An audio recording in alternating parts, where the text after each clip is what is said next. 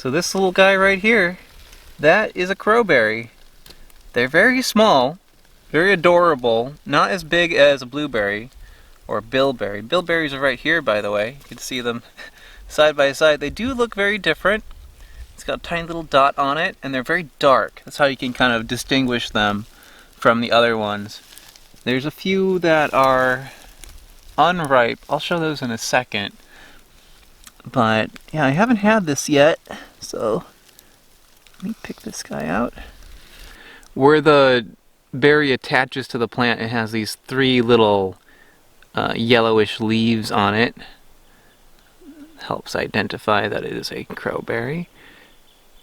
When you see pictures of this online, it makes it look like it's much bigger, but it's super tiny. And I have no idea what this tastes like, so this is exciting. Let's give it a try. A little crispy. A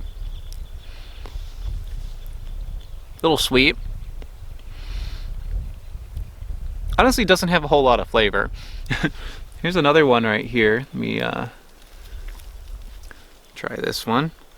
It has a slight red tinge to it, so I think this one's maybe not quite as ripe. On the inside, there are a couple little greenish seeds. It's a little bit like apple, I guess, or like crab apple maybe. Slightly sweet, maybe a 2 out of 10. Not much tartness, maybe a 1 out of 10, like a slight tartness, I guess. But really there's not much to it. I think this is the sort of thing where if you collected a whole bunch of it and made a juice out of it, maybe if you cook it, it'll bring out some flavor to it. But just as it is on its own, a little herbal tasting. It tastes like the forest, you know, it tastes like something that you're picking. It's got like a satisfying wildness to it. But it's not like a blueberry or bilberry that are going to have like a punch to it. This one's very mild, but it's not bad. It's the sort of thing that I think if you were to collect a whole bunch of it, you could probably do something with it that'd be pretty good. This is Crowberry jam, which I feel is necessary for me to understand the crowberry, because these things, I got a whole bunch of them. I can't figure out what these things taste like. I've been eating them, I've been eating a bunch of them, and they just don't really taste like much of anything.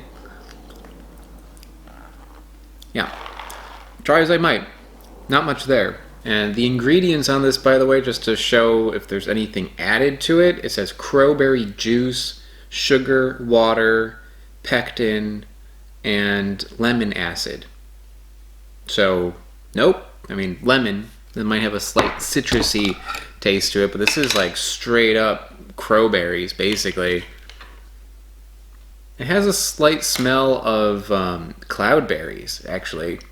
Very mellow, slightly apricot-y, maybe, honey.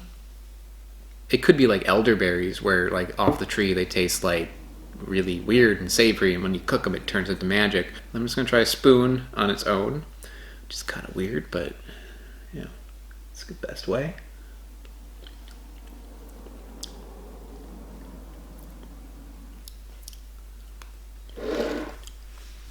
There's more to it when you do it this way, but still quite mild. Yeah, I'd say faintly it tastes like cloudberries. Slight herbal taste, maybe. I'm gonna eat like an entire jar of this just to get the flavor of it. With cloudberries, I said that it tastes a little bit like those artificial candy bottles, but fresher. This also tastes like that. There must be like some sort of compound that exists in those, like probably was at one point extracted from a fruit and then put in those little bottles. And that exists in here and in cloudberries. That's my only guess, because this thing is weird. It's very weird. So I'm going to do the natural thing and put some crowberries on this bark bread, because I feel like eating this on its own is a little odd.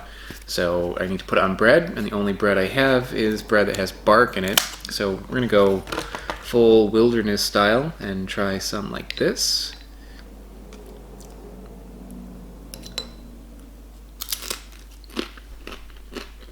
I mean, when I'm eating it and looking at that, my mind is processing blueberry jam, blackberry jam, but it's not really the flavor I'm getting.